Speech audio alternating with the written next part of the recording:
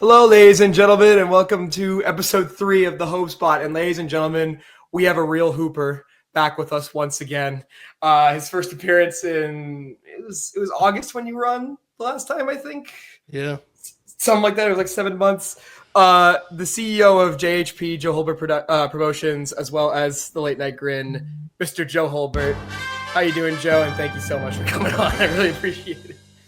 I'm doing good. I was better before I realized that was August, because then you do that thing where you go, wow, what have I done in that 7 months? But in this one case, I have done a lot. It just doesn't feel like it, you know? But yeah, it's good to be back. And the Hope Spot, I'm a big fan of the Hope Spot. It's an underrated wrestling thing, you know? It's very important to wrestling matches. And it's, I think, currently, like, underused, I'd even say. So. Oh, yeah, I feel like when you're thinking of particularly like tag matches for host spots, it's like you think of like a hot tag, you know, and that I guess they can kind of be in the same vein, I guess. And again, it was more so just like I got to a point where I was just sick and tired of yelling about wrestling, and then I got back on Twitter and proceeded to yell about wrestling again. So I probably need to confront that at some point. And I just wanted to like talk about some more positive shit. Just do some goofy ass shit. You know, I'm not really trying to do that. But now you've been up to a fair bit, right? Please remind me because I can't remember. I'm a fake fan. Did LNG Gold launch before or after the GBB appearance? It may have launched. I can't remember when the episode dropped, but I know when we recorded it, it hadn't launched yet because you guys were one of the like 4 people that picked me up on my free agent tour. What a shame! What a shame, dude. It was just a pleasure regardless. So I had a great time on the show. I just, it was very much a sort of Sammy Callahan situation where I kind of went, folks, I'm a free agent. And everyone went, all right, man. I think you made that exact joke. You made that exact joke on the episode. Of course. I haven't learned any new holds in the 7 months. I've just been... so, yeah, I mean, that didn't quite go as I planned, but that's fine. You have to just keep going. And we launched the LNG thing, and we have had some success with it, thankfully. It's a challenging thing because when you have any kind of paywall, I take seriously, because the reality is, I mean, look at the state of everything. It's, it's not exactly a great time to go, how about you spend money on my wrestling conversations? You know what I'm saying? You have to be like really... so I take it seriously, and we do a lot of shows. Honestly, probably too many. But we're trying our best, and we're having fun. And that's all you can ask for, right? And that's good shit, man. Now, I remember us talking about that in the GBB episode, talking about like where you started with Fightful, and then you did that recording with your friends for LNG. And if you're not having fun, then there's just no point, right? Like there was a period of time where I wasn't really having fun, and I almost just didn't stop, just kind of stopped. But I'm in a better spot now. And yeah, absolutely, folks, please go support. I'm just gonna get these out of the way. Follow Joe on Twitter. He's a lovely dude. He makes incredible. He's been on an incredible streak of tweeting 5-second clips from shoot interviews that has popped me tremendously over and over again. I just saw the one with the Dudley boys talking about Brian Gewirtz. What are your thoughts on the writers, Brian Garwitz and Dave LeGuan? Dog shit. Absolutely incredible.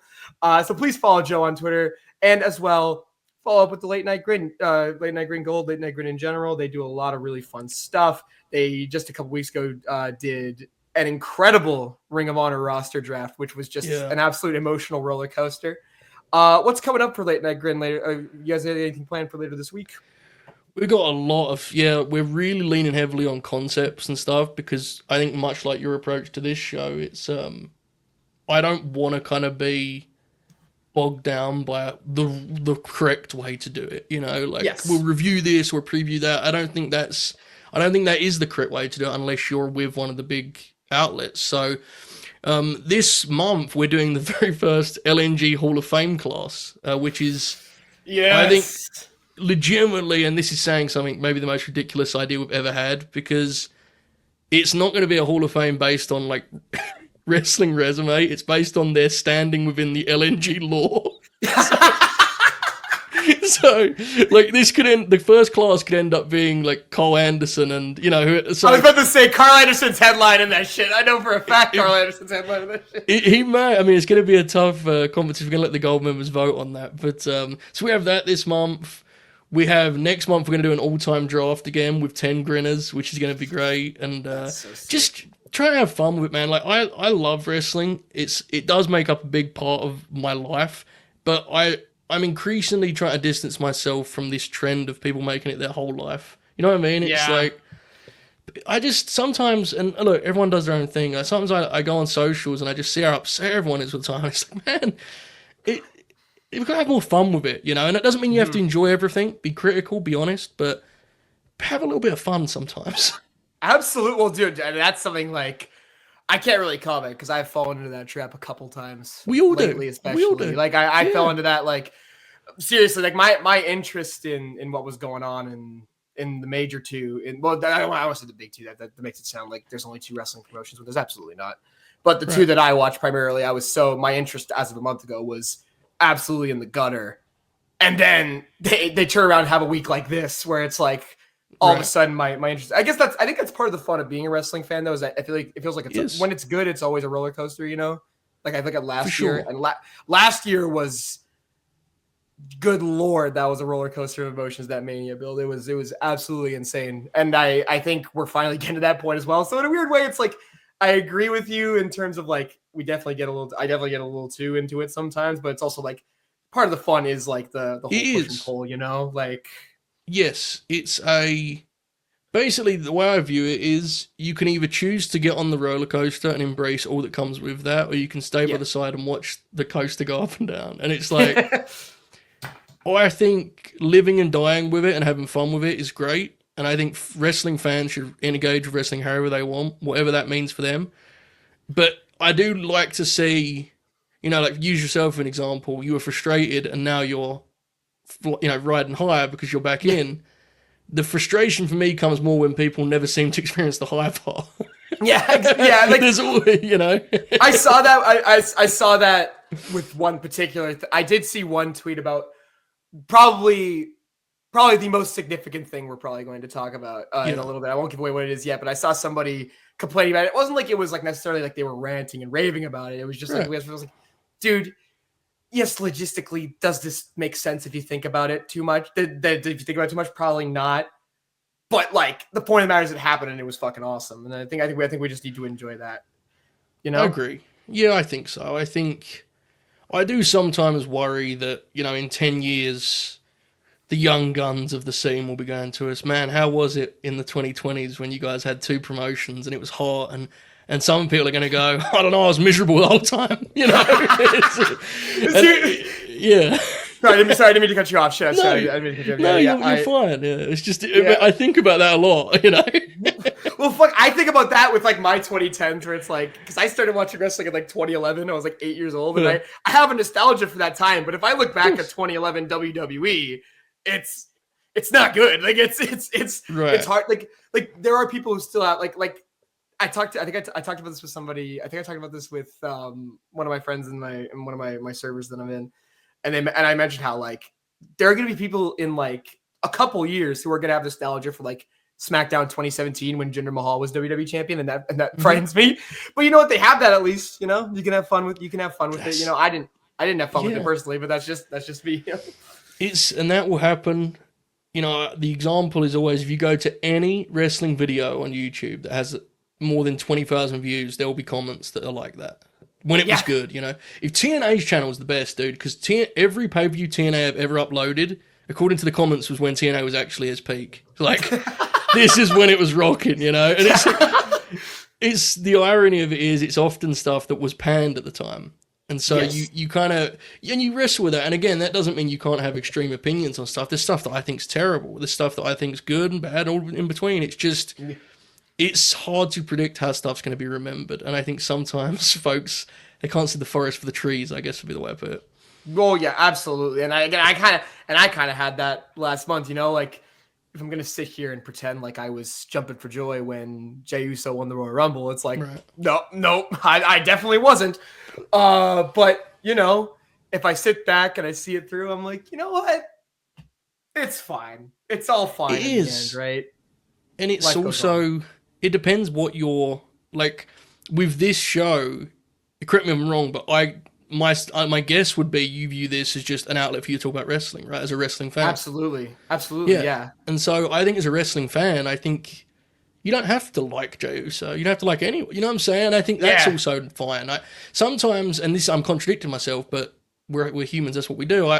Sometimes I see people try and be so scientific about every single topic. It's like, God, man, sometimes maybe you can just say you think guy sucks, you know? Yeah. That's what I had that argument with my brother. Like, he was like, in the days after the Royal Rumble, it was like the trenches. We were getting into arguments about Jey Uso in the Rumble, and it just came down to like, I was like, Dylan, you can give me all the reasons why. I just don't like him. I'm sorry. I don't know how to explain it. Yeah, and I think what makes wrestling really strange as a conversation is so much of the conversation is now about whether something was the right or wrong decision, rather than whether or not we liked or disliked it.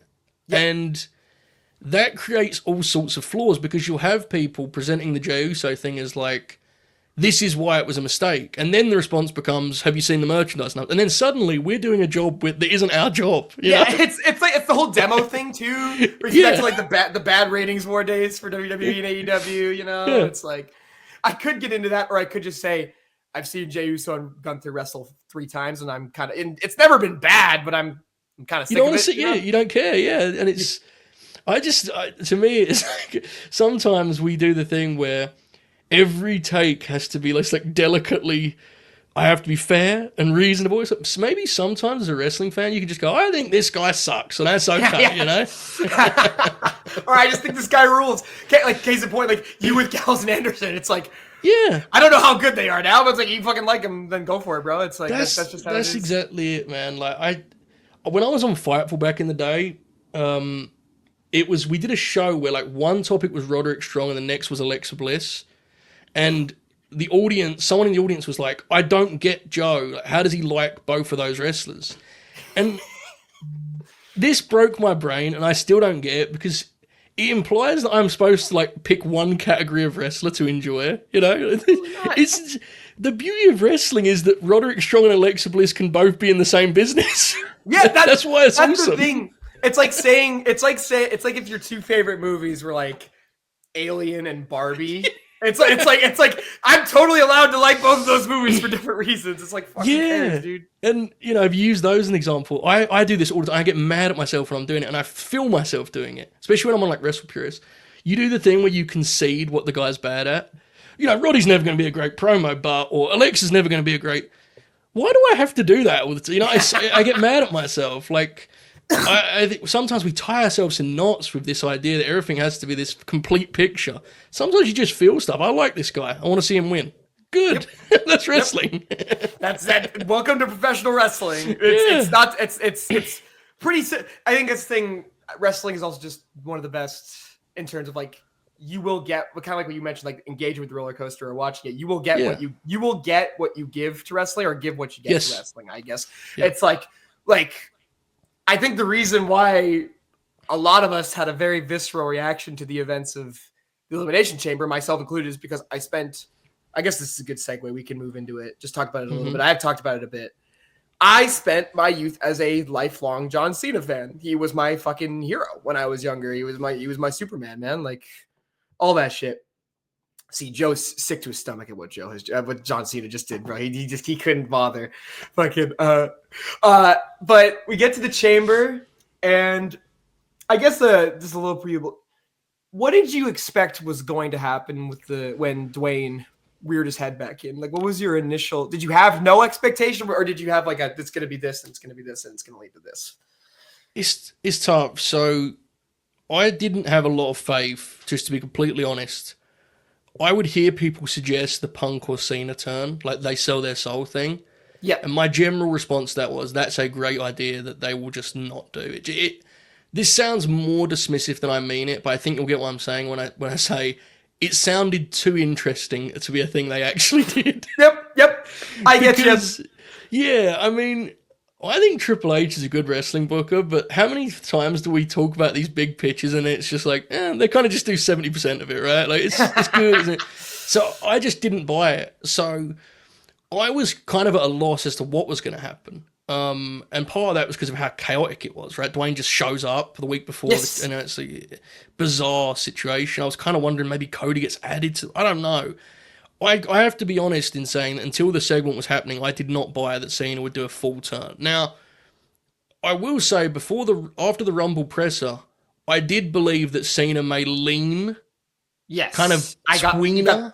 Got that vibe as well. Like Yeah. which I was interested in because he's not doing big fucking cartoon smiley face John Cena, you know? Looney Tunes John Cena.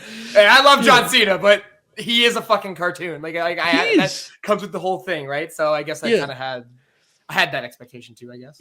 Yeah, but there's a big difference between him leaning a certain way and doing that, right? I mean, that was extreme, and it was striking. I mean, once the segment was underway, we were on a grin along, and we all kind of quickly went, look, even for Cena, the way he's acting right now, that's total heel setup stuff. I had the same thing. Yeah, Yep. But what's great about it is, dude, you said the same thing. We all felt it was going to happen. And it still shocked us when it happened. That's so magic, right? Yeah. Oh, it was like, because, hey, man, I was in the building. I was there. So it was like, I'm sitting in the, dude, I don't know what it is about wrestling coming to Toronto. There's always some crazy shit that happens. Like, I was there for Goldberg murdering Lesnar in a minute and a half at 2016. I've seen Trish Stratus wrestle multiple times, which is something I never thought that I would say. I was there when Bryan brought back the final countdown at Forbidden Door. I was like, I was sitting there, and when it got to the end, and God, it's such great foreshadowing now. I hope it was intentional, and I'm sure they're going to say it was, even if it isn't. Cena taking the easy way out in the chamber, choking out Punk after Seth stomps Punk. I have my own feelings around the Seth Punk Roman triple threat and how I don't really care about it, but I thought the way that angle was executed was fantastic. And when Cody comes out, I'm expecting Cena to shake hands, walk out of the ring, and then he stayed. And I had the same thing. A bunch of people in my section. I was there by myself because my brother was off trial. Usually I'd go see a wrestling show over there. I was there by myself. There was a guy next to me with a John Cena sign, with the Champions Year sign. And I'm looking at him and I'm like, you don't think he's going to do it, right? And he's like, I mean, like, this makes sense, but no, right? There's no way.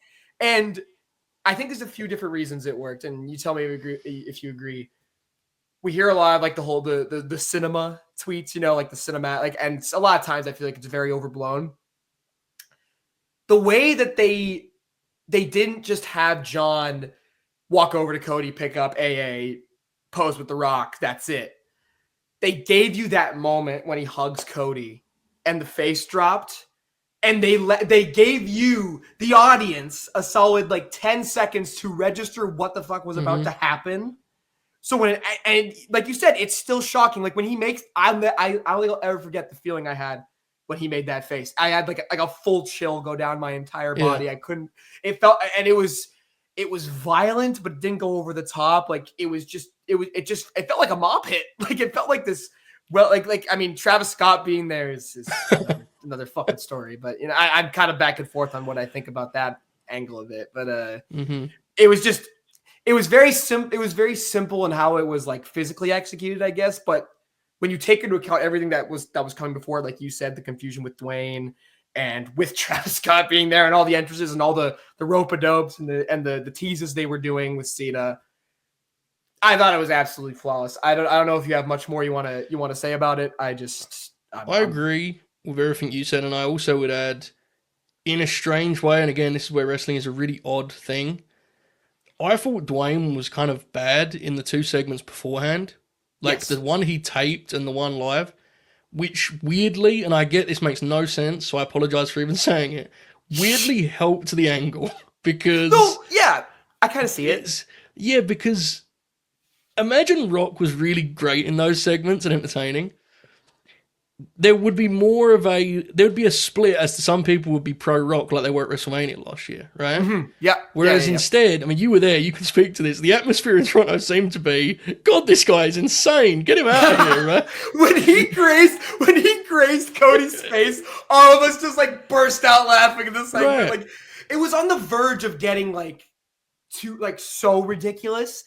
But once it focused on Cena, that was when they pulled you in for the angle, like once it all went on Cena.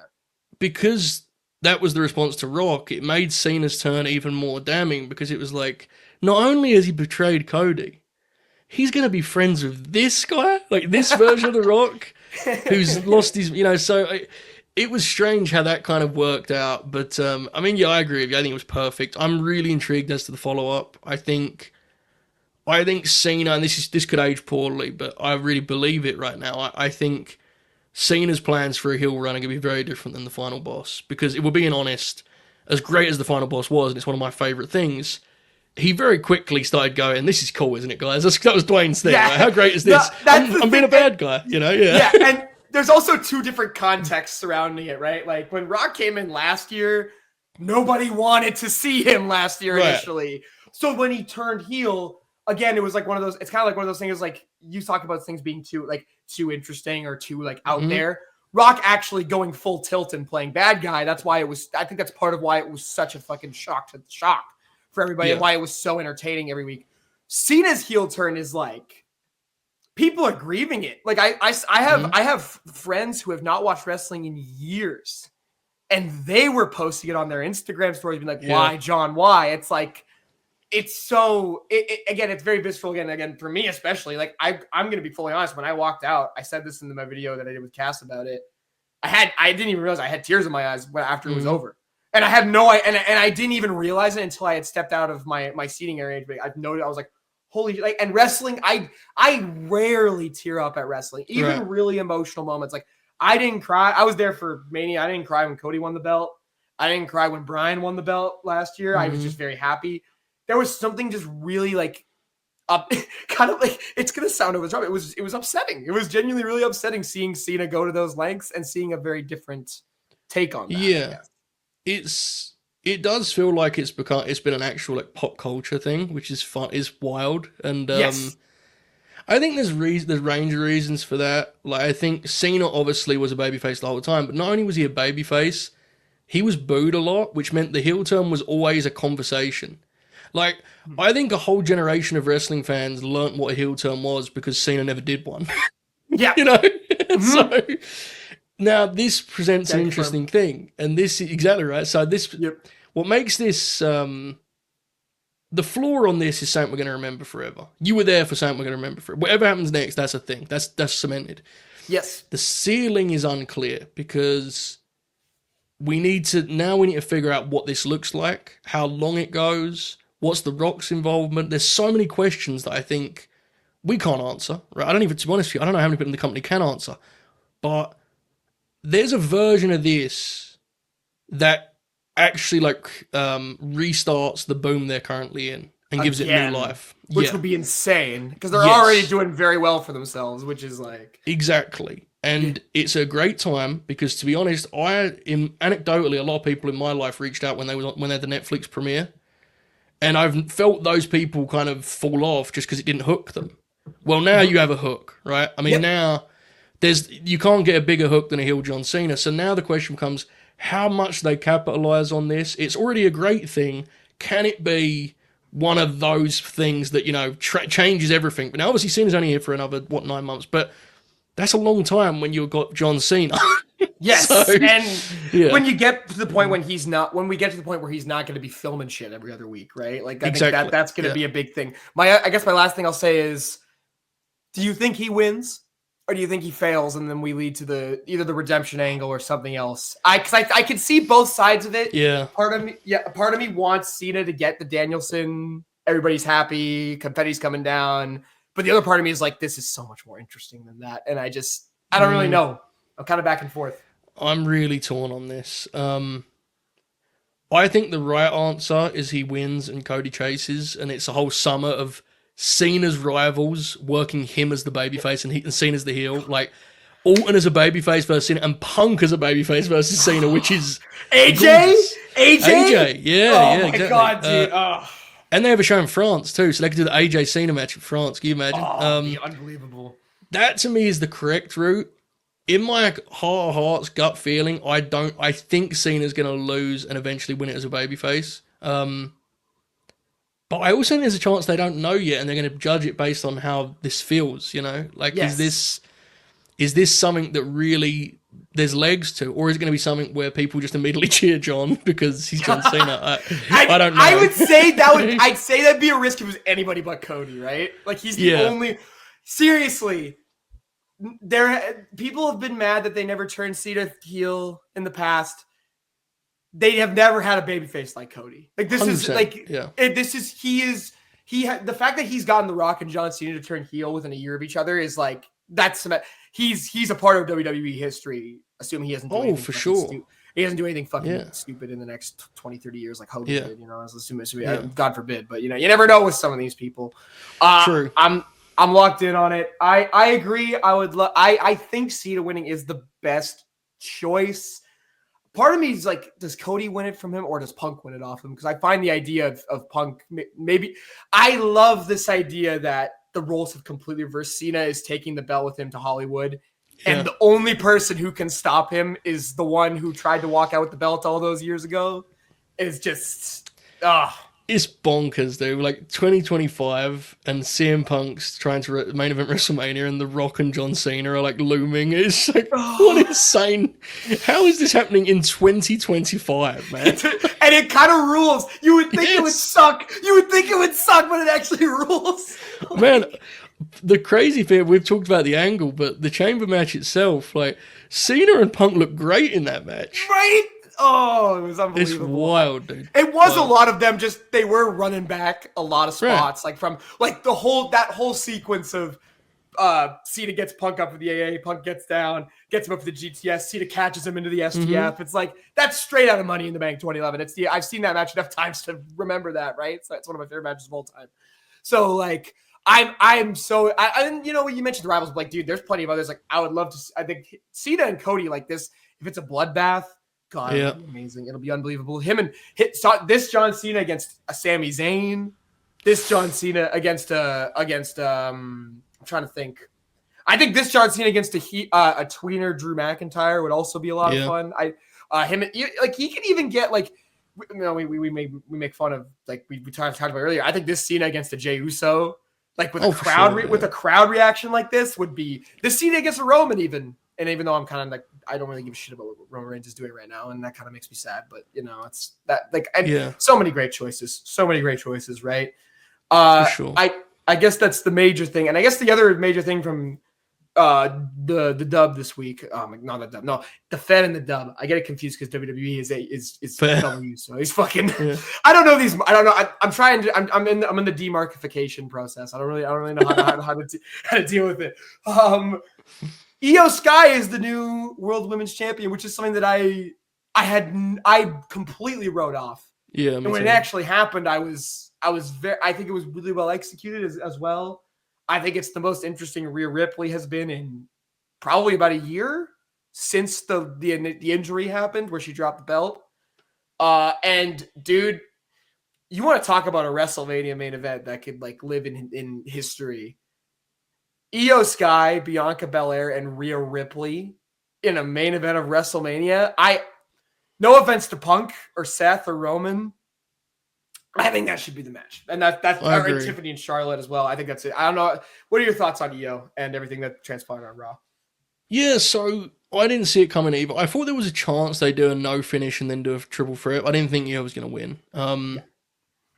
The biggest takeaway to me is what this, you know, kind of what this presents as a chance to change some things in the division, in the sense that Rhea's post-match promo, when paired with Bianca's business with Jade and Naomi, it feels like we're finally getting an actual effort to add some depth to these characters, which I think is really important.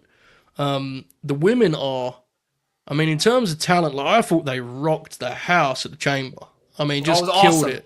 Awesome chamber match. The best women's one by far, in my opinion. Right, and so in the 2010s, the big thing was letting the women have real matches and get time, and they've obviously killed it. Now, I think the balancing act becomes, okay, we have the time. Now let's pair the top talent with the level of depth that we get from, you know, Seth and Punk's dynamic, or Cody and Kevin. And, you know, look, Rhea's promo on that post-show digital promo was such a great example of Rhea's maybe never going to be CM Punk on the mic, but if you give someone something real, they can do something with that. So Yes. that's the big takeaway to me. And that's not to, I mean, EO is one of the best wrestlers in the world, but I just want to see the division.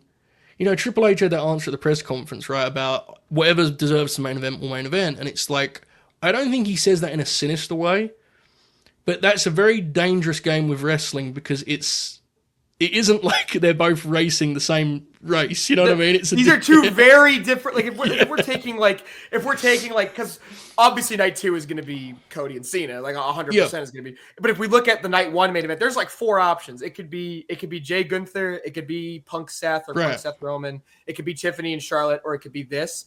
These are all very, very different dynamics, regardless of whether there's women and men in the matches as well. So to say that is like, well, how do you define like what storyline is more satisfying in terms of layout to main event the show, right? Beyond it being a good match, right? Like, yeah, exactly. And it's, part of their job is to kind of make up the difference in terms of some of the depth to this stuff. I mean, in terms of talent, Io, Bianca, and Rhea is like insane. You can't That's really an insane match. Than that. Yeah, it's a video game match. So I'm really hopeful to main thing is I'm probably going to end up disappointed, but my main thing is that this actually feels like it might get an interesting build, which would be great. Yes. Because too often, I mean, even Becky and Rhea last year, like their build completely just kind of just staggered along right by the end. So it took like the last week of build, like, and even then, like the highlight of that was the Dominic segment, which says a lot about how that feud was being booked. Compared to Bailey and Io even as well, like I think that was overall a good storyline that I think they did execute good enough, but I feel like it didn't reach the potential it could have. For sure. They blew their load too early. They had the big turn right off the bat, and then they didn't really have anything else planned for it except for the Dakota thing. It was a little disappointing in that regard. And I think if we can get I think we all agree that in terms of popularity and in terms of talent, the top women can hang with the top guys, right? Like that just, like to me, if I was booking Raw, Rhea Ripley is like as marketable as anyone in the whole promotion. Like she's absolutely, dude. Yeah. So with that in mind, if we can get that kind of equal, then I think it will even help the mid card titles because there'll be more space. Yep. Right now, everything feels so tight together, So. Yes. And it's a challenge. Like I saw Bailey did a promo about the IC title, and like that kind of sums up where it's at. Where it's just like, here's the IC title, the world title's here. It's like they're the same people, Are they like it's weird? Yeah, they're same divisions, but it's like one is clearly more important than the other. But like there's not enough to differ. Like I think, and I give kudos to Lyra and Chelsea because I think they've done good with what they've gotten. I've enjoyed both of their runs so far, honestly. Especially Lyra's been crushing it, but I think you're right. Like having more defined, like beyond like contendership and like in ring talent, like these characters things. Because then there's also stuff you can do with EO and damage control. I have this weird suspicion that we're headed towards some kind of turn from Dakota. I know some people probably don't care about that. I have my suspicions about that because she's failed to win the IC title twice. I could very well see that being the Mania, the post Mania thing for EO is those two feuding over one of the belts. Playing things out like that, and I guess it's more so. It's also a victim of like, I think this Mania bill is a victim of while it is good now, they waited too long to get to the good shit. Yeah. It wasn't really sprinkled out as evenly as it was last year, in my opinion. I think last year's had a lot more like we're giving you a little bit here and a little bit here and a little bit here, and then it all explodes in the last 2 weeks, right? Yeah. I think when you're going to have mid-card titles, you need to have like a clearer hierarchy, right? I think right now what I see in the women's division is there's the main event women, and then there's a pretty big drop-off, and there's women that, frankly, and I say this lovingly because a lot of it isn't their fault, but when you watch the Rumble, you get a good idea of it, right? Like there's a lot of women walking out to no reaction. So ideally you'd have main event, upper, and then you'd have an actual mid-card. Yes, exactly, right? Yeah. That there is still quite a gap that they need to fix, but I think adding more, getting some of your, and I think also like you said, like getting some of the up, like getting like Io, who I wouldn't call she's not quite Rhea or Bianca or Charlotte, right? But getting her like to that point, winning this title and defending it, maybe retaining. I don't know if she will. I feel like this is probably a vehicle to get the belt on Bianca. I think because I feel like Bianca and Jade scream SummerSlam, but I'm not really sure. Depending on where Jade is, right? But no, I thought it was lovely. It was a lovely surprise. I thought you and Rhea had a really good match, and I think I saw somebody tweet it out, and maybe it's hyperbole. I saw some because people were saying this about the Ricochet Takeshita Ospreay triple threat too. Somebody tweeted out the graphic of Rhea, Bianca, and Io with the Unbreakable 05 graphic, and it's like, I'm not saying it's gonna be that good, but it could be special. Yeah, it could be generational, and man. It has to be said, we just talked about two very shocking, very surprising things. This has been a bit of a shift for WWE from what I would describe before as safe, steady, competent booking. Yes. They've got a little bit wild this WrestleMania. Some of it's not hit, some of it's hit big, and now they're starting, it feels like they're now in rhythm. Now they're rolling. So a different look for WWE, this build, definitely. Yes, and all it took was the entrance of the most insane man in sports entertainment, the biggest lunatic in Hollywood, Dwayne "The Rock." I can't believe I thought The Rock. I really thought The Rock didn't have it in him. It's fucking hilarious to think about now. But no, that's all the main stuff from WWE. And then I guess the last thing we can really discuss before we get into the fantasy booking of the day. AEW Revolution is this Sunday. I'm looking as a time recording this. I'm looking forward to it. I think it's fair to say that the shine on AEW is kind of waning a little bit, I think. But I think there's a lot of potential here, and I think if anything, I think John Cena's heel turn is got to push them to go for something big. You're obviously, there's nothing, and I'm not saying this to be mean. There's nothing that they can do to match that. Right. You can't, because that's like a thing that literally happens once in a generation, once in a decade, once in a century, you know? Like, it's like trying to follow up Hogan's heel turn at Bash at the Beach. It's like you can't really do that. So I don't know. I'm really looking forward to a fair few. Is there anything in particular looking forward to at Revolution? You've enjoyed the build, Joe? I think it's been a positive, pay-per-view cycle for AEW. I agree with you. They have to kind of just run their own race. You can't, it's Cena and The Rock and Travis Scott, I guess. So you have to do your own thing. And I think they've done a better job of that, and it's been a good build. I think Fletcher and Ospreay in the cage should be great. I expect a lot of blood. I honestly think it'll be a killer show because the shows generally are really, really good, right? So I look forward to watching it. I think in terms of talking points, there's the spotlight remains on Moxley in terms of, I think him and Copeland could go Cope could go one of two ways. I think there's a version of that that's actually surprises people, and then there's a version of that would be quite bad. So we'll see. Adam Cope putting on his 27-minute working boots. I don't know about that one. I love Edge, sure. And I love Edge to death, but Jesus Christ. If it was up to me, and I know it's not going to happen, I think Takeshita and Omega should close the show, but I know it's not going to. Mm-hmm. I think that's honestly, and talk about, I know that the view on this feud is kind of like waned a bit. I thought as recording this is Thursday, I thought that sit-down interview with Mariah and Tony was absolutely fantastic. I thought Tony is just...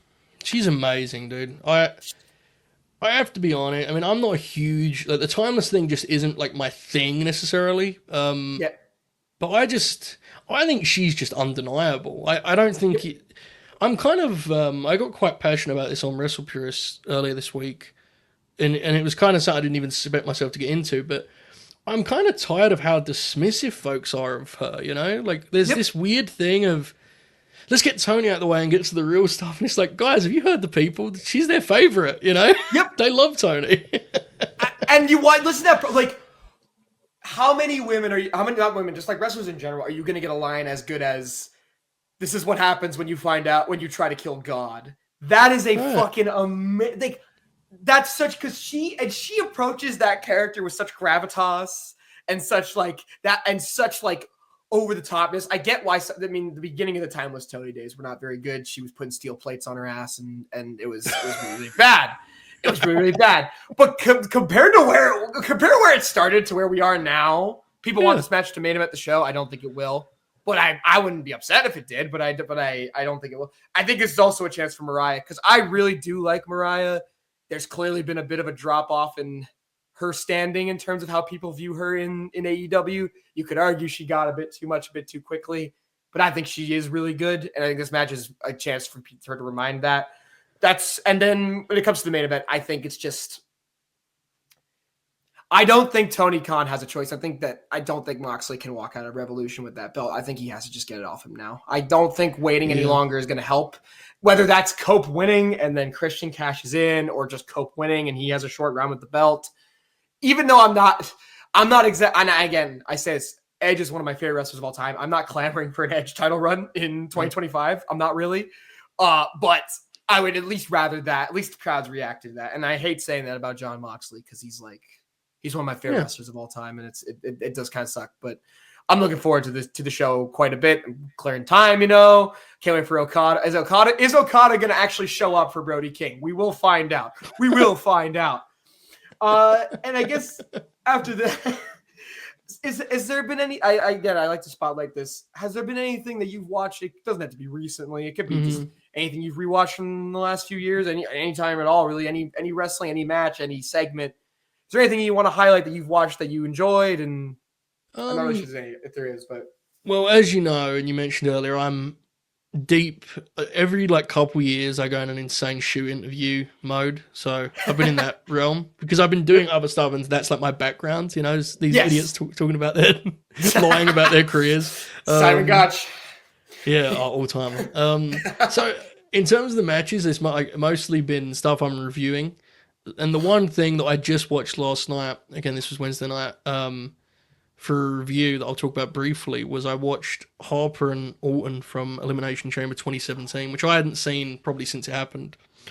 And it made me think about how how flawed, and I do my little star ratings on Cage Match and whatever, but yes, it kind of made me think about how flawed it can be when you analyze a wrestling match purely through the lens of what score it gets.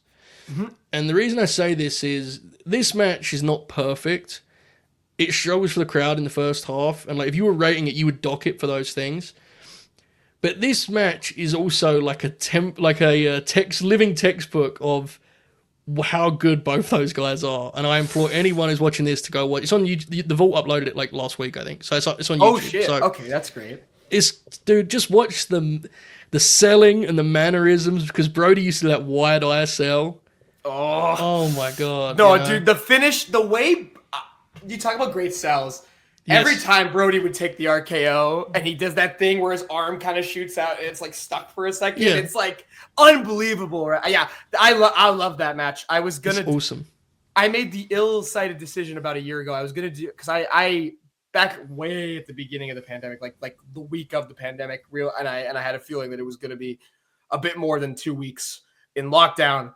I was like, I'm gonna make a list. I'm gonna rate my top 100 WWE/NXT matches of 2010 through 2019. And I didn't put that on the list initially. And I was going to do around a year ago, I was going to start making videos talking about those matches. I was going to start doing short form stuff. I was going to do that. I haven't gotten to it because I've been busy. And there was a few matches that some of my friends were mentioning, and one of them said Harper and Orton. And I was like, I remember thinking it was really good, but I didn't think it was incredible. You talk about the crowd not being into it. By the end, Luke Harper is the most over person in the building, and it's exactly. God, it's a shame. Every time I think about Brody, I just get so sad, and it's just it's absolute shame. Brody and obviously and Bray to an extent. Not to be a downer on that as well. It is a shame, I think. That match, that match should have changed Brody's career, and it didn't at all. But it's but yeah, I mean, the point about the crowd getting with Brody is an example of that's why the star rating is kind of irrelevant, because it takes away all that context. The reason the match is so impressive is what you just said.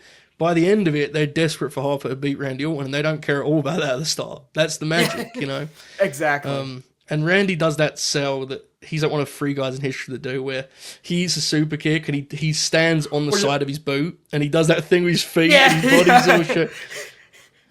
Incredible. Trying to distribute his weight. It's awesome. I don't know if there's anything else you've watched lately that you'd like to shout out. Nothing in particular. I'm big on TV wrestling right now, the formatting of it, and I'm kind of losing my mind about that. And I'm working on some stuff in that regard. I would like to do a kind of project about it, but I'm just kind of figuring out what it looks like. I think the formatting of television wrestling is such an interesting topic, and last night there was a tweet.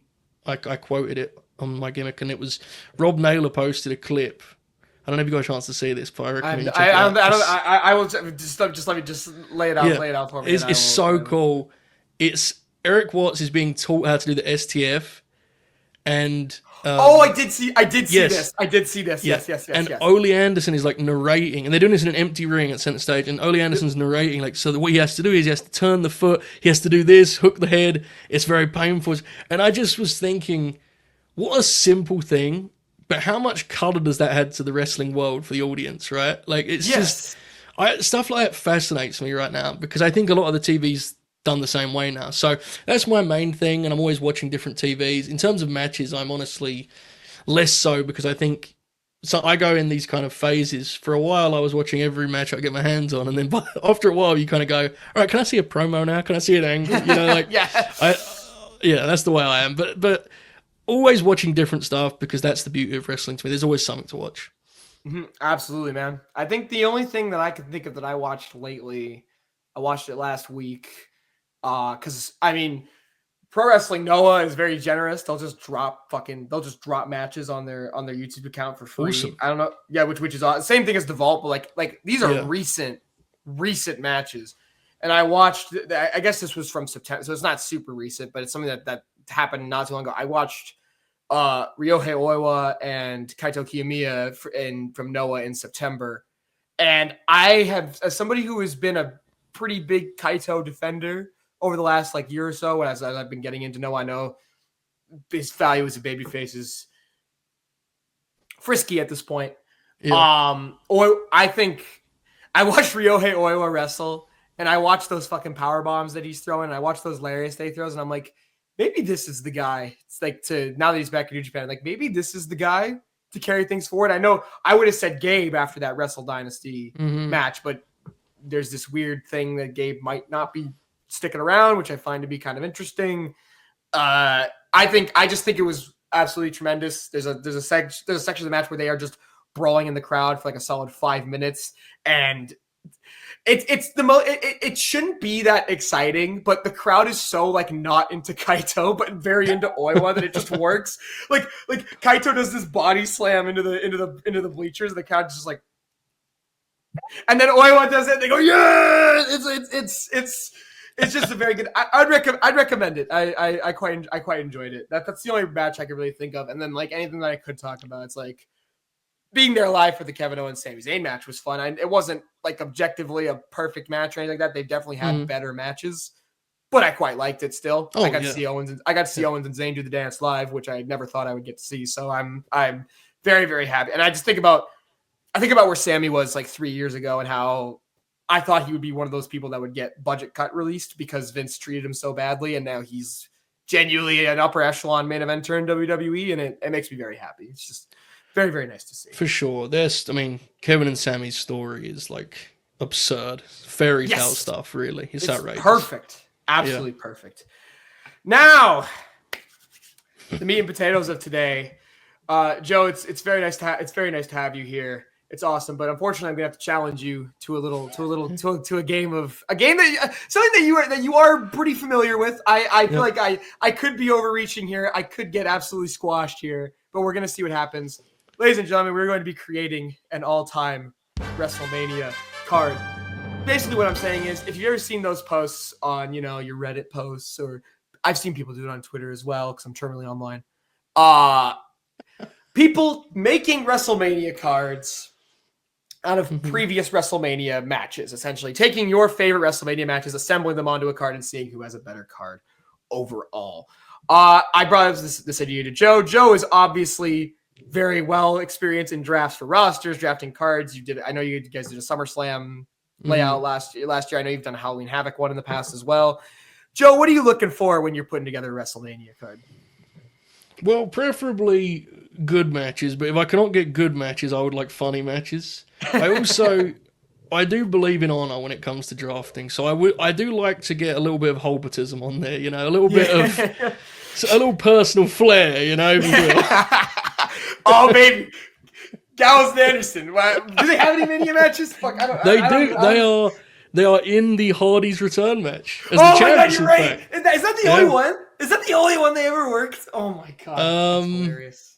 Well, they I were think other than they're the in the entrees. boneyard. Right, They're in the boneyard, but are you actually it will pop me tremendously if you pick the boneyard match, honestly. That would actually be hilarious. Maybe. Real quickly before we do that, before I go into the rules of this thing, I am legally required to do this. Folks, please buy the merch at www.goonsquadpw.com. You can check out your Good Bad Bruv, your Anime is Love X Life, just general Goon Squad stuff. Please check it out. We're thinking about adding a couple new things there. I know we just added a couple new products that I actually can't remember what they are at the exact moment. So that's future Simon's post editing to do. And even though it's been a little while, check out the Patreon, Good Bad Bruv. We were going to record some dubs and some more stuff for the Patreon. However, we have been hit with a very bad string of luck. Our buddy Wyatt, the Bat, has been absolutely rocked by the flu. And I've been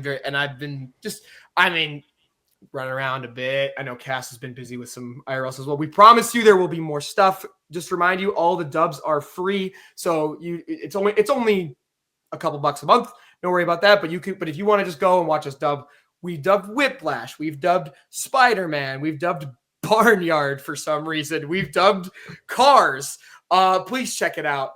They're always a great time. We hope you enjoy them. Thank you so much.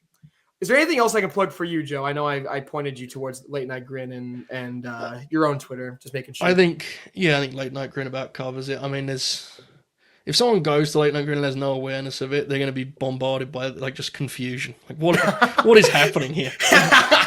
I think that's the same for ours. Like, we're having a pretty reasonable discussion, and then they're going to go watch me dub Barnyard, and it's going to be an absolute shit show. So, like... as long as we're having fun. A friend of mine, they attended some, YouTube, seminar, and they go to me. Apparently, the main thing is that the channel is cohesive and everything feels like it belongs in the same family. So, well, that writes us off then. This is an outlet and nothing else. I'm not getting it. I'm not getting this. Now, for rules, first thing I want to ask Joe: do you want to keep it simple, or do you want to enter the Paul Levesque era, and do you want to do 2 nights of WrestleMania for this? It's a great question. I am a believer in the 2-night WrestleMania. I'm not sure. I'm not sure it's the right fit for the draft, but I am. If you believe in the 2-night WrestleMania for the draft, I'm willing to play ball with that. I'm down for it. If you are, okay, I'm open. I'm open to your choice, mate. I just think it opens up a few more options for us. You know, we have a few extra slots for matches. I think that'd be pretty good. We can highlight 2 main events. Yeah, 2 main events. The only rules I can really think of here, obviously, no doubling up on wrestlers. If a wrestler is taken, you can't. I mean, I'm debating myself. Obviously, the person picking the wrestler can't take the same wrestler for the same match after that. That would be ridiculous. If we want to be really cutthroat, we could do if you take a wrestler. Like if you take Cody and Roman, I can't take either guy.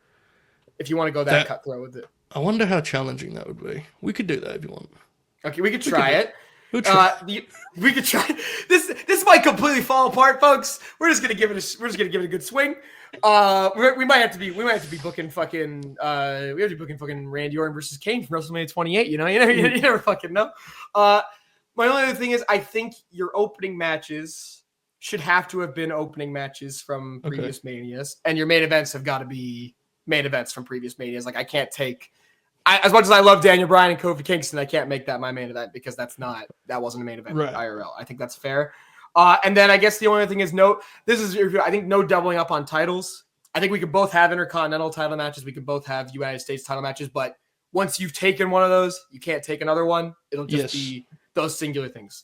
I do have a list of all WrestleMania results. Thank you, Fightful.com up here, Joe. So if you need a reference point, if there's anything that you want to do, then feel free. And with that, ladies and gents, the Hope Spot WrestleMania all-time card draft has begun. It's going to be a bloodbath. It's going to be a war. We're going to be trading boo punches. I don't know who's getting cheered and who's getting booed. But, Joe, would you like to go first or would you like to go second? Are we doing snake format, or are we going keeping? I think just going back and forth is fine. I think back and forth. Go back. Right. Well, in that case, I'll do the polite thing. I'll go second. You go second. How about you can go second first night? I'll give you first on night 2, so it's fair then. So we can. Okay, so are we going to draft the complete night 1 first, and then? I think so. Yeah, I think okay. so. Yes, I think we should do that. So, and I think the way we'll do it is the last couple years of Mania has been for Triple H's WWE has been 7 matches night 1, 6 matches night 2. Okay. I think we can do that. That leaves us with 13 total slots. If that's unless you think that that's a bit much. No, that's fine. We can do that. All right, cool. Do that. My opening match for WrestleMania. Here's the thing about WrestleMania openers, right? There are some really, truly great WrestleMania openers, but I think people overestimate just how many great WrestleMania openers there are, because there are also some very bad ones. What am I going to do here? There is an obvious one. Do I want to... You know what? Yeah, I'm just going to go for it. Even though it's not a match that I am like, I think it is a great match. It's not exactly my favorite wrestling match of all time or anything like some people. It is arguably the greatest WrestleMania opener of all time. I'm going to take it off the board. I'm going for Brett versus Owen, WrestleMania 10. That's my first. Yeah, it's the best opener. I presume your hesitance is that the Brett match you want to, right? I was debating that, or I mean, the other obvious one. But being a little spiteful, it does take Brett off the board for that match for you. It's a respectable competition, folks, but I got to do what I got to do. I got to do what I got to do to win. It's a draft, man. It is what it is. I think this is the other obvious one you're talking about, but I could be wrong. So, I'm going to take another all-time great who opened and closed the WrestleMania in question. I'm going to take Daniel Bryan and Triple H. As my I can't. Oh my God. Which has to be the best WrestleMania Triple H match. It's up to taste. I do absolutely adore. I personally love the Hell in a Cell with the Undertaker. Oh, yeah. I know it. Yeah. I know it is too much match. It is way too much match. But it is. I think it is still a great professional wrestling match. I think, and it has the greatest near fall in wrestling history, and I'll stand by that until I die. It is the greatest near fall in wrestling history. There were a couple other ones. Yeah, I thought about taking Ray and Eddie from 22. And then fuck me, there's like barely anything after that. There's not really that. Well, there's also, I don't know if you remember, there was at 34, there was a triple threat. It was Miz, Balor, and Rollins. It's actually quite good. Also quite good, but not going to be my go-to by any stretch. Yeah, there's one other that I'm hesitant for many reasons, but we'll get to that, and we'll get to that later. Oh dear, we do both have for night 2. We both have some more opener options, so we will see. Yeah. Okay, I'm scrolling through here. So just to be clear, in between the opener and the main event, we can take matches from any order, right? We could just right. I think. Main events have to be main. I don't think you can put a main event in the mid card. I don't think. I guess openers. I'll leave that to you. Do you want openers to stay openers, or do you want it to be, or do you think? I think we should respect openers and main events, and then the middle can be anything other than openers and main events. Yes, that was kind of what I was thinking as well. Okay, cool. So cool. I'm cool with that. I'm cool with that. Okay, I'm gonna immediately. Get one of my women's championship matches out of the way. I'm going to get, because I think this is, you have a pretty, like, Brett and Owens, it's emotionally charged, but it's also like it's a wrestling match. It's a good old fashioned. I think this match is honest to God electrifying. I think it's one of the most underrated WrestleMania matches in history. I know it's talked about in pretty high esteem, but there's been some other matches. I'm going to take my personal favorite women's championship match in WrestleMania history. I'm going to take Bianca Belair versus Becky Lynch from WrestleMania 38. Great match. Definitely agree. Great match. So good. I actually think the women's title has got an interesting history at WrestleMania, right? Yes. I'm not sure they've always maximized the talent available to them for this. Well, yeah, but the last couple of years especially, we've been treated, even when WWE was at its absolute worst, we were getting treated to some good women's stuff at Mania for the most part. We were. I'm going to save that for a later spot, my women's title match. I'm going to keep in my back pocket. I am going to, with all love and respect to my beloved Good Brothers, I will not be picking their match with the Hardys. I will be picking instead, let's give them a stunt show, maybe the greatest stunt show in wrestling history. Give me TLC 2001 for the tag straps here on second. That's good. I wasn't sure how early that was gonna go. I wasn't sure if that was gonna be like a much later thing. Explosive. We are starting off with some explosive choices here. These are some big matches. I feel like I gotta reel it in a little bit. I gotta go for some. I gotta go for some. I gotta look at a bad card. I gotta look like WrestleMania 27. You know, I just gotta go something like that.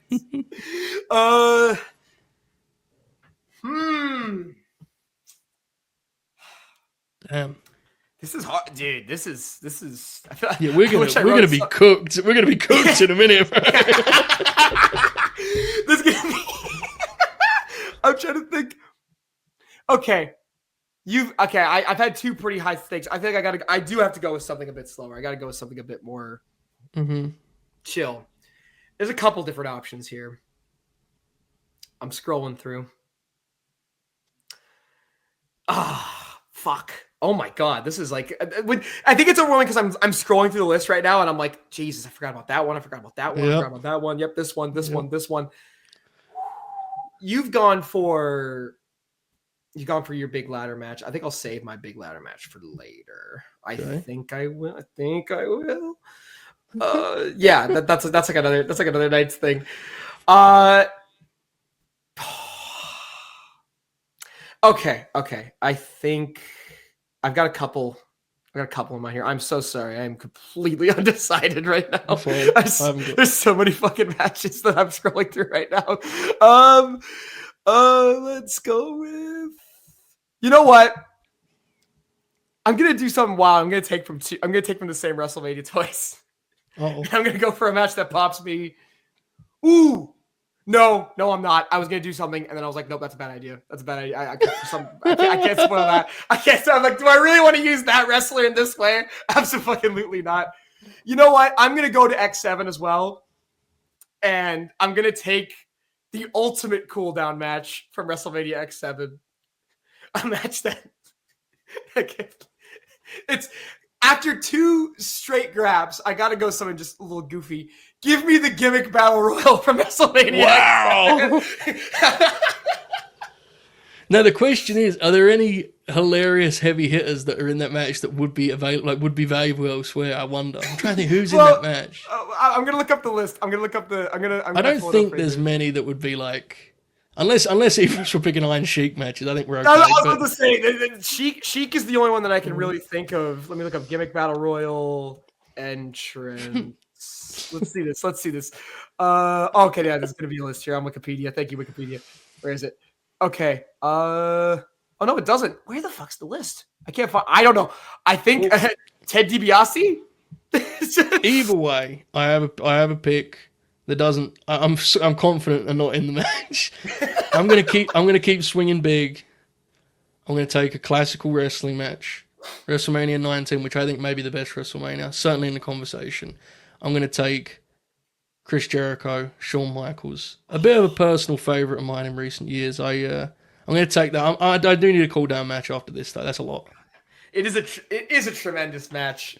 Yes. I find it very hard to give any praise to Chris Jericho these days. Fair. You know, it's just fucking. I mean, like, fuck. See, you were smart because I was right about to take Angle and Michaels off the board, and you just I knew Michaels and you snatched it away from me.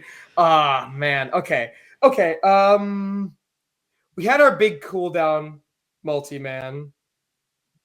I feel like you're right. Picking light is for wimps. I just gotta go crazy. I just gotta do something fucking wild here. I guess I could do I don't want to do a Money in the Bank ladder match. That takes too many people off the board, I think. Damn, this is hard, dude. This is really difficult, isn't it? Like, okay, you know what? I'm gonna take this one. Might be, other than a cup, like at least top 3 personal favorite of this man's WrestleMania matches. I was going to take one of his matches with the person that you just took, Shawn Michaels, but you have taken it off the board. and this will also take somebody else off the board who might be important. I'm going to take The Undertaker versus CM Punk from WrestleMania 29. Yeah, that match is incredible. Tremendous match.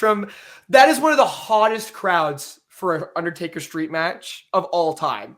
Like, yes, the near fall when he claps him with the urn and he crosses the arms is absolutely incredible. In terms of purely just his performance individually, I think there's a real argument that is like Punk's magnum opus for just as an individual, because he is amazing in that match. Oh my god, it's great.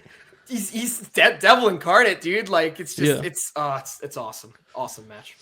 I'm now remembering many good matches at WrestleMania, so I'm going to keep swinging big, because what I've decided is I'm going to respect tradition and do something that happened almost every year other than last year, which is I'm going to have a great night 1, and then night 2 probably is going to suck, but I'm going to keep the ball rolling.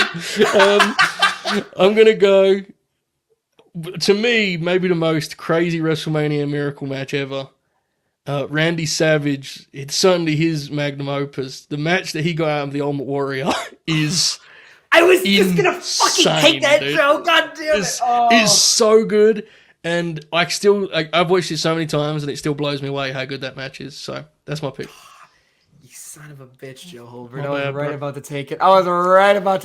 Oh, fuck, man. You're kind of mopping the floor with me right now. I think I'm in too deep here. Give it time. Give it time. We're gonna run out.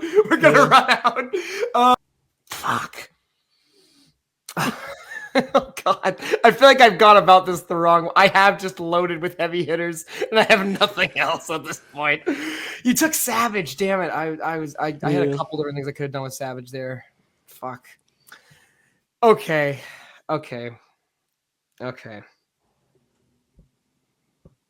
I think I need to take the other best Intercontinental Championship match in WrestleMania history off the board. Mm-hmm.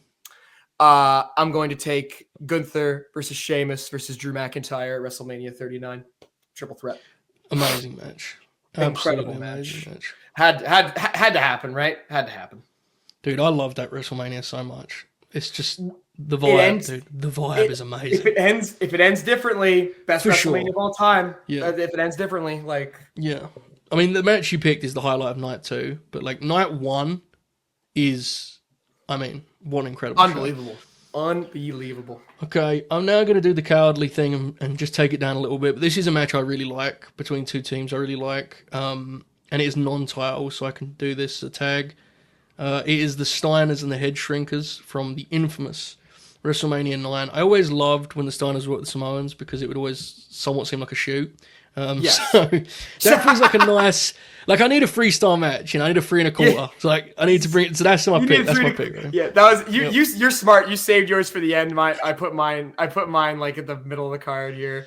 We're on 6. This is our 6th each, right? I'm pretty sure. Yes, yeah. Okay, so we're... This is my co-man. Mm-hmm. Let's go with... This would... you know what? No, here's the thing. If I do this match, then I risk my main event getting absolutely cooked.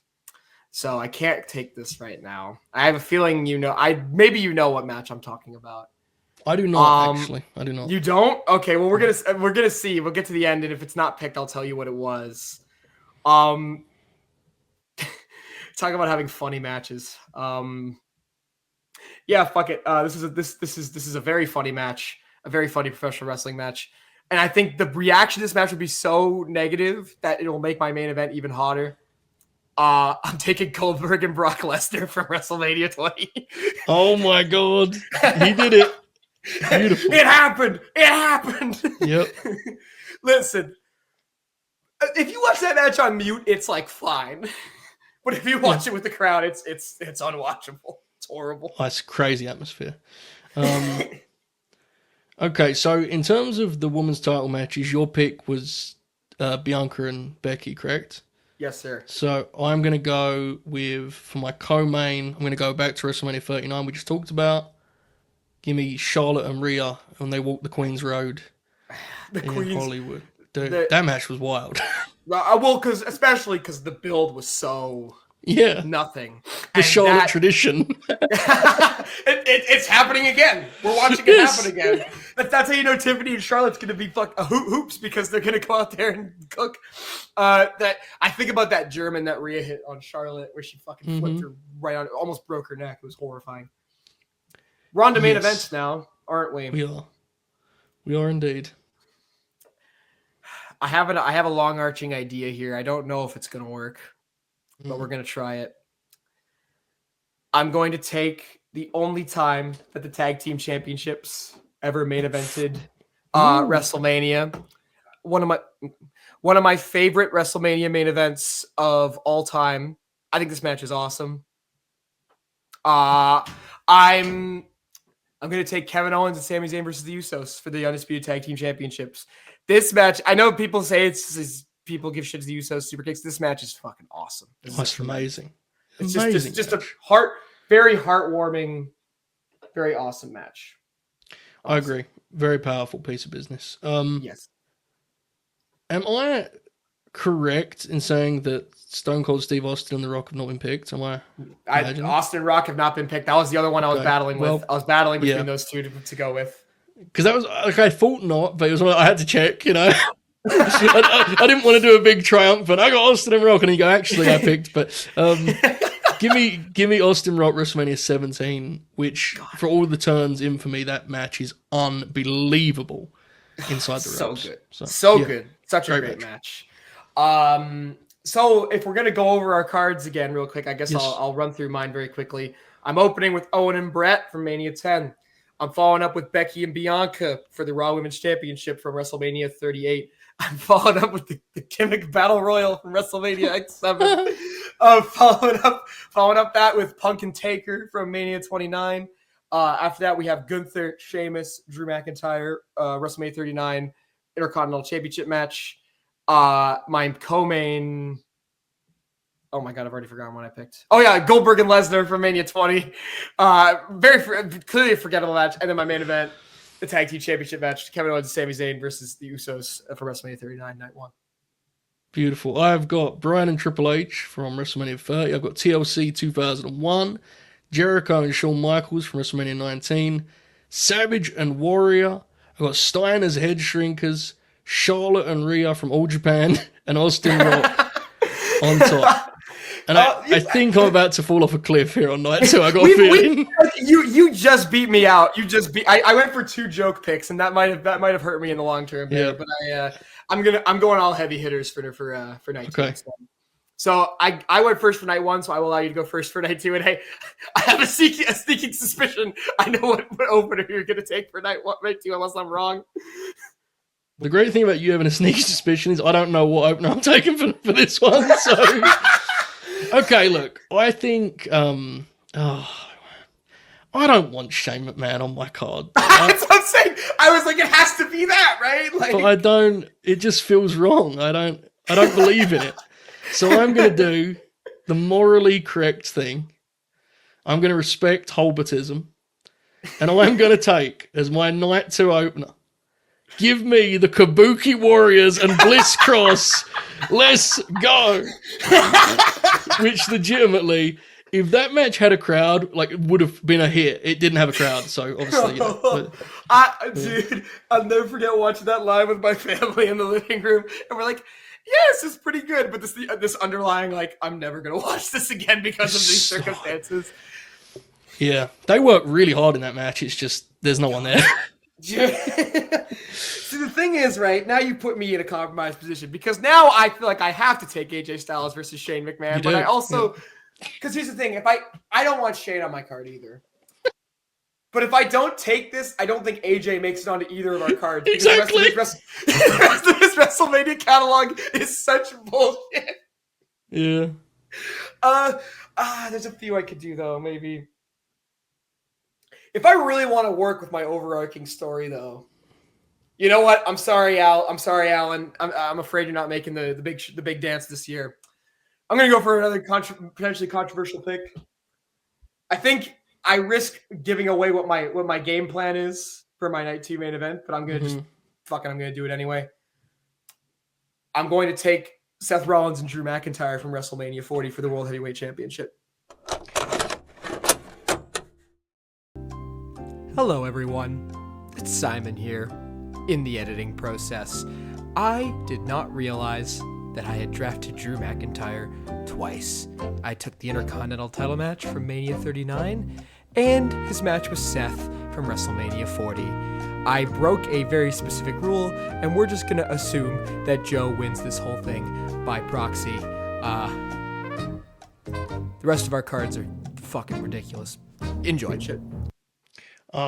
Yes. Yeah. Well, I mean, which is a great match. A great match, honestly. But and plus, I get the cash in with Damien. I get Punk involved on commentary, which is great. Mm-hmm. I'm gonna go with that. Okay, that works for me. All right. Can you? I have a question because I forget these things. What was the opener of WrestleMania 24?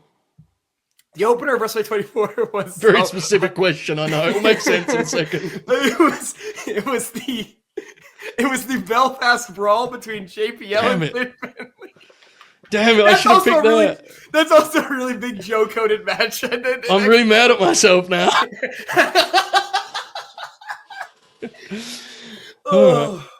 All right, cool. Oh, that's awesome. So I'm trying to think of what belts I've featured so far. So I did. Okay, is there an Undertaker match picked? Taker and Punk. I've gone for Taker and Punk. Of course, Punk, Taker and Punk. 29. Okay. Yeah. Now we're getting slim pickings now because I'm now looking at like which wrestlers have not been picked. It's now the challenge. There's a couple big hitters on the board who have not been taken yet. There is. Yeah. There's like what there's two there's one in particular I honestly don't know if he'll make mine, but maybe he'll make. I'm not gonna say who it is because I'm a worker. So then that's just how. I'm struggling, so I'm gonna pick two favorites and had a nice 2 3/4 star match. We just discussed whether or not AJ Styles would make the card. So I'm going to add the infamous lights match. Yes. Which the reason I like this match, not because it's good, is because Randy Orton swears this is like one of the greatest wrestling matches ever. And we really love seeing it. And the reason I love that he says that is we at home we saw the match. Yeah, and it was like it was fine. Yeah. Right, but he talks about it like we didn't see it. It's like no, they didn't see it, Randy. We saw it, but it's very polite, it's very professional, and it's very me. So I'll take AJ and Randy. I'll get AJ booked. Someone had to book AJ, didn't they? Someone's got to book AJ, right? Yeah, I agree with you. I absolutely agree with you. That's good shit. I mean, like it's a decent cooldown for whatever you're going with. Dude, going from Bliss Cross versus Kabuki Warriors. The people were just too hot after they won the tag strap. That's a joy. Bring them down, Send brother. Send out AJ. Okay, let me look at some that have not been taken yet. I can't do Michaels and Flair. That's the challenge. Is what matches are actually like. Haven't got wrestlers that are picked, you know. And which titles have I not taken yet? Because I still need a US title match. I have one women's championship. I have my Raw women's championship. So if I can loophole my way into getting another women's title match on this card, I absolutely will. Yeah. I still need a big like ladder spot fest, but the problem is a lot of these Money in the Bank matches encompass a lot of people that have already been taken. Yeah. So, Damn, this is really hard now, man. Isn't it? Isn't it? Like, oh god. Okay. I was that's a nope. I was gonna do one of the IC title ladder matches, but that does open the show. I can't do the fucking WrestleMania 33 because I have the undisputed tag belts on the line. let me see the. You know what? Oh, okay. You know what? Fuck it. Talk about a match that over delivered. I want to have we have a fun little shootout at the beginning, but then I just want pure sports entertainment immediately following it up. A match that is so much better than it has any right being. Hopefully, I have not missed that one of these wrestlers be taken. I'm going with the mixed tag match between Triple H and Stephanie McMahon versus Kurt Angle and Ronda Rousey from WrestleMania 34. I was going to take it. Unfortunately, I also had forgotten I have picked Triple H. Oh, wait, have you? Wait, when'd you pick Brian, H? right? Brian, also, I can't do... Yeah. Dude, we're in deep trouble right now. I'm looking at these. You used to all the good shit. For anyone, like, this is not me doing a bit. I have legitimately just Googled underrated WrestleMania matches. That's where I'm at this point in the game. I'm at a complete loss as to what I should be picking next. No clue. Look, this is hilarious adventure. God, it's making me... God, you've driven me to look at the Pandemic Mania now. Now I have to look at Pandemic WrestleMania. Okay, you know what? Okay, I'm gonna do this. This is again, we have a pretty white hot opener here. Unironically, if none of his main events are available, I think this is the best thing John Cena ever did at WrestleMania. Yeah. I'm gonna take the Firefly Funhouse match between John Cena and The Fiend at WrestleMania 36. Incredibly, I was tempted to take their other WrestleMania match, which is hilarious. Which is also that match is good as match. hell. Yeah, very good match. But this is obviously ridiculous. It's very much a product of its time, but it's not. It's a really well produced. Oh yeah, little cinematic stuff. You know, it's awesome. I really like it. Okay, Ray Jr. is still on the board, correct? Yes, he is still on the board. Yes, I'm going to take a match I loved. Again, we're going back to Hollywood for WrestleMania 39. Him and Dom. Oh, Magic, great dude. match! Amazing. Love that match. That match has no right being as good as it is. Yes, but it's just awesome. Like it's that was the match that I think really proved people like Dom's a real. He's not just a gimmick. Like he's a fantastic. Shit, that's a really good pick. I can't believe I didn't think about that. That's a really fucking good pick. Okay, number 3 here. My third match. I've had a shootout. I've had some nonsense. I feel like I got to go with something I got to go for some real fucking graps next. I think, again, another great match. Obviously a very controversial match. Oh my God, no, I can't. I was going to take Charlotte and Asuka, and I can't because you took Charlotte and Rhea. God I took damn it. Also Asuka is now wasted in the Kabuki tank. That's what I just realised. I was looking at women's title match and I said, I've just broken the game with the Bliss Cross pick. Took Asuka too. Like, damn, that's brutal. There's got to be something I can do here, man. I gotta work with something.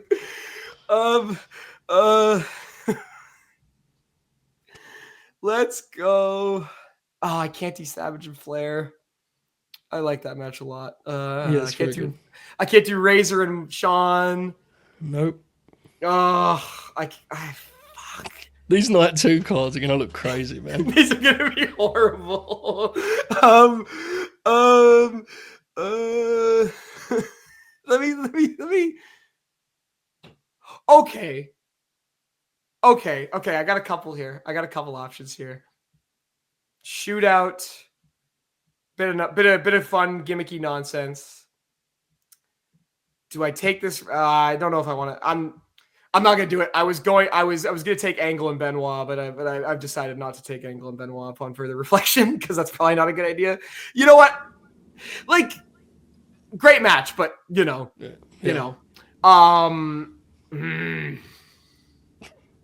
Shit. Okay, let me look at this.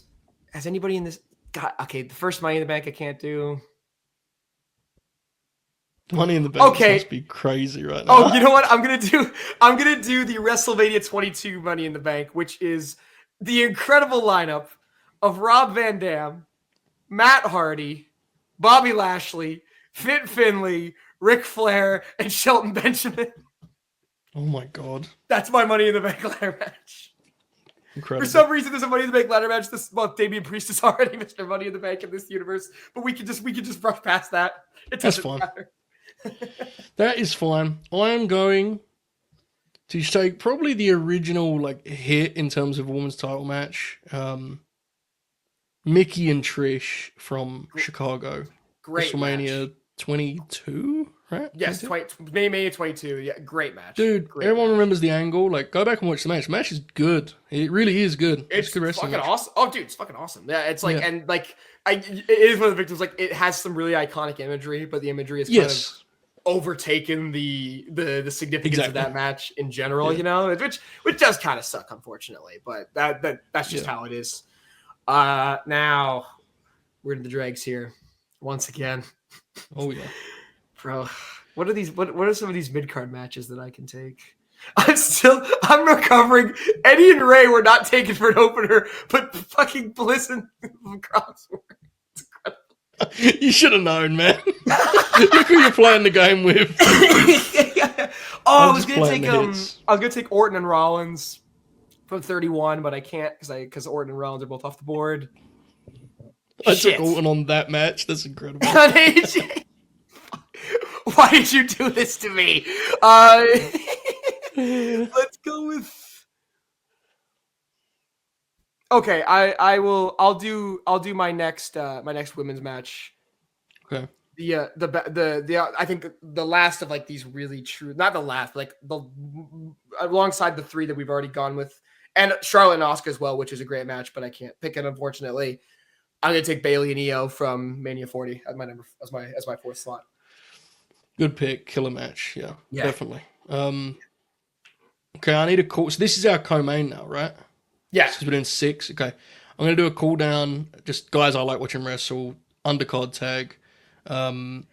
Just to get people ready for the main event, we're gonna do the Brainbusters versus Rick Martel and Tito Santana Strike Force, which is like a 10-minute just tag. It's just a traditional wrestling match. But if I'm watching the show, I've already conceded night 2 is not as good. Give me some Arn and Tully to just And I think our night 2 mains are gonna be what decide night 2's quality. I feel like because I think that's probably what it's gonna be. Okay, we've moved into my co-main. What is a good co-main here? I'm scrolling through. Let me see this. What is on this? Okay, you know what? I'm gonna. This would be really.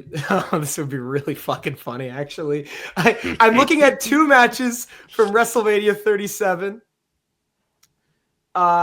One of them I think is actually a very fun match, and one of them is like, it's fine, but it's more just for the pop. You know what? I'm gonna go for the fun match. The best celebrity match in wrestling, in my opinion, one of the best of all time. I'm going to take Damian Priest and Bad Bunny versus The Miz and John Morrison from WrestleMania 37 night. Awesome. 1. Yeah, I can't argue with that. It's awesome. Very fun match. And it's a good cool. I just had I've had Money in the Bank. I had this big blow off with Bayley and Io. A little bit of chill before we get to the main event. Now, Joe, I'm living and dying on what you take for the night 2 main event here. Because if you take what I'm trying to get here, then it's going to. Well, I believe in honor, as I said. And I'm going to leave that stand, but I do have to ask a question here. We all have our issues with Hulk Hogan. Is he still available at this point in the game? I don't think anybody's taken Hogan. I was gonna take Hogan and Rock as my semi main here, but I remember that you took Rock and Austin X7. With that in mind, I'm going to take a match that is not a Mac classic by any means, but is an iconic WrestleMania main event, and it also allows you to finish your story. Mm-hmm. I'm gonna go with Hogan and Andre as my that's Sunday, mate. Because if I'm thinking about like if Austin and Rock was on Saturday, it needs to be a big one on Sunday, right? So yes, Saturdays for the wrestling fans, Sundays for whoever. I don't know. It's for the stock investors. It's for the TKO board members.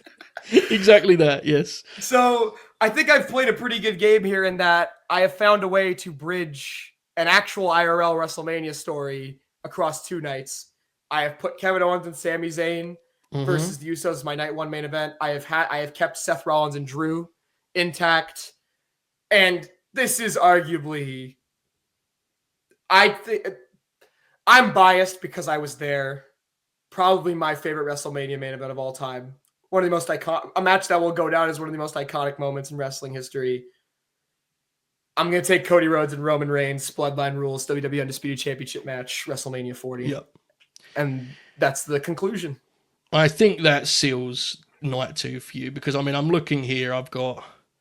This is really an experimental card I've put together for night 2. I'm looking at it here. We got Bliss Cross triumphing in the opener. AJ and Alton where I forget to turn the lights off. Ray and Dom and Mickey and Trish, legitimately awesome.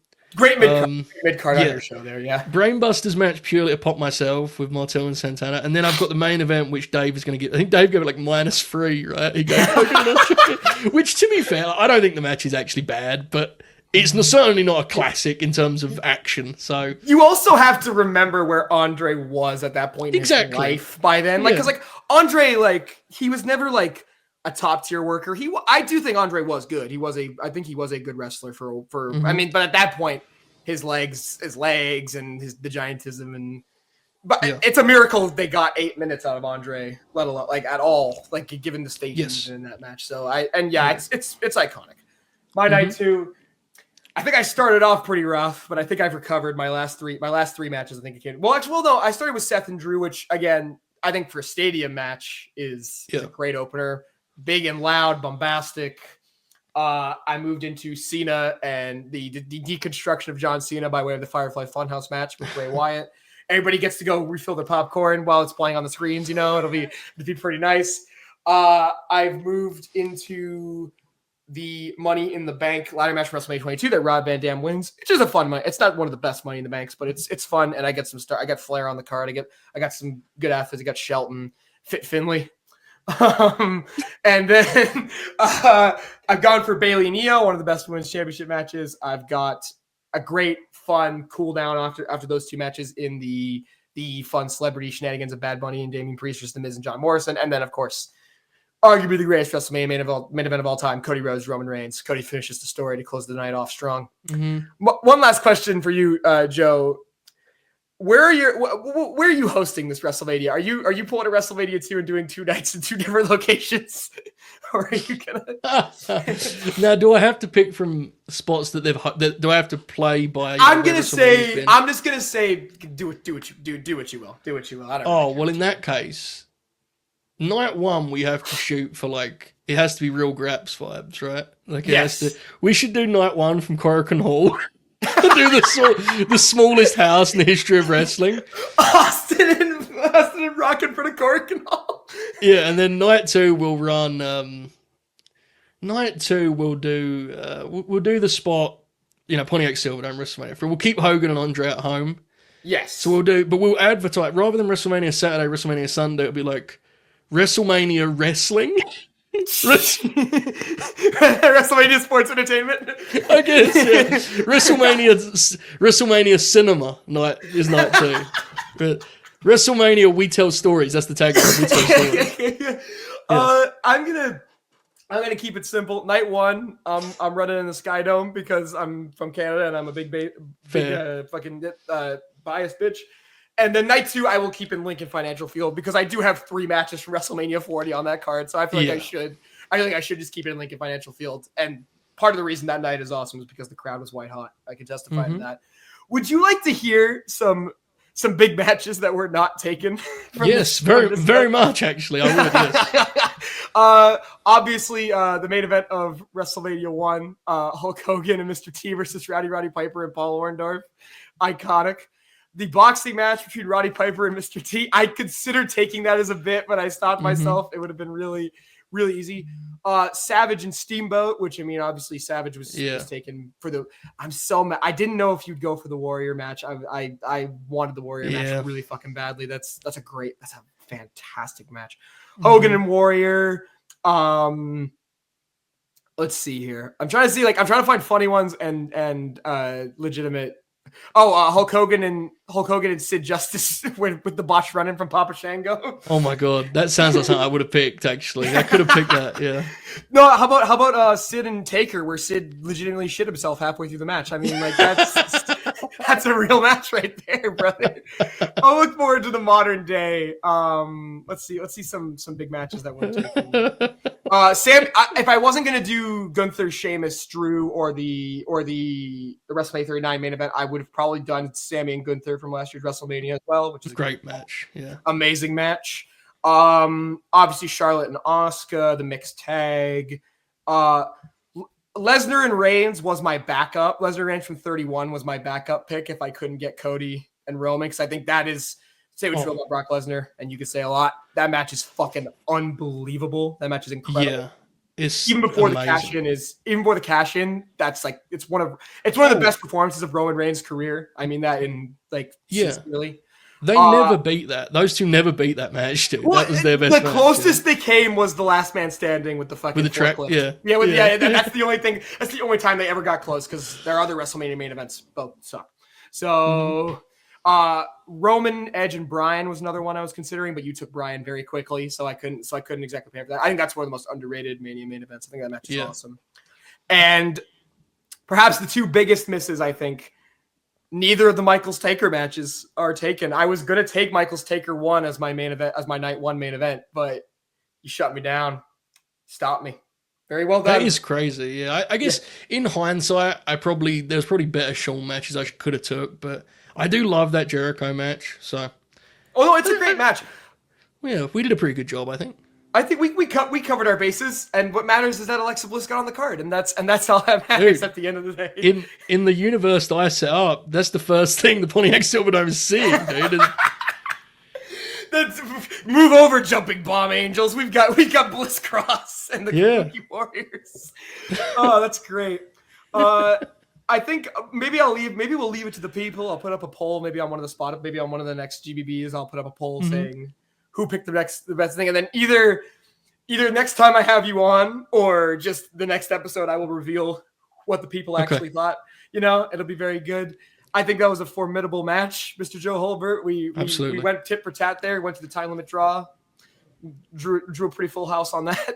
See, it's the problem when you're here. I have to hit I gotta hit some in ring terms, even though it doesn't make sense for the pod. It just feels right. Fair. Everyone does that with me, dude. Don't worry about it. Everyone does. That is pretty much all we've got here today. Is there anything else, Joe? Thank you again so much for hanging out, dude. Really, it's been an absolute pleasure. All good, man. It's been very, very fun. I do so many shows on my own platform now that it's actually kind of just cool sometimes. Just throw yourself into something different, So it was very fun, and man. And that WrestleMania thing was actually very, very challenging. I kind of thought it would be, but then once we started taking the names off, obviously the matches go with them. So then it was like, Jesus. But I'm happy with what I did. We had some good graps talk. We talked about this weird, how strange it is being a wrestling fan sometimes. So it was a pleasure. And I'm sure I'll be back sometime. It should be, I don't know if it will be 7 months again, but this felt like 2 months. So I can never tell. But it was a great time. Thank you for having me, bro. Thank you so much, Joe. The last thing I got to do though before you go, this is a tradition that's forming on the Hope Spot here. We have the Hope Spot Hall of Fame, where everybody takes where whoever comes on gets to pick one wrestler to go to sit among Titans in the Hope Spot Hall of Fame. Would you like to know the two entrants right now in the Hope Spot Hall of Fame? I would love to, yeah. So the first one was CM Punk, fitting, good choice. Mm-hmm. And my friend Cass picked Joe Hendry. So to make of that what you will. Now you can go wherever you want. You can pick your favorite grappler of all time. You can make a total bit out of this. Whatever, you can pick a tag team if you want. I don't really care what you do. Who's joining the Hall of Fame? This is a dangerous game for me to play. I'm going to pick someone that did not make the card because he missed WrestleMania almost every year, but I think is people most associate with me, and it's also someone that I think respects the credibility of your Hall of Fame. I will pick Samoa Joe to enter. Excellent choice. Yeah. I had a feeling. I was like, he's picking Samoa Joe or Carl Anderson. I don't know which one's going. Yeah. I didn't want to go too heavy on Bit and ruin the Hall of Fame, so I'll go with Samoa Joe. Samoa Joe, CM Punk, Joe Hendry. That's one hell of a triple. Yeah. That's one hell of a triple threat right there. I'm running that. The big three. The big three, as they're known informally. Yes. I'm gonna start a TEW save and make them a stable, holding all the gold. Once again, folks, right beforehand, again, please follow Joe on Twitter at Joe Hulbert. Check out what he's doing as well over at the Late Night Grin. Thank you again, Joe. It's been a lot of fun. I have been Simon of the Good, Bad, and Bruv. This has been the Host Spot episode 3. That's in the books. Have a great day, night, evening, whenever the hell you're watching, and take care. See you later.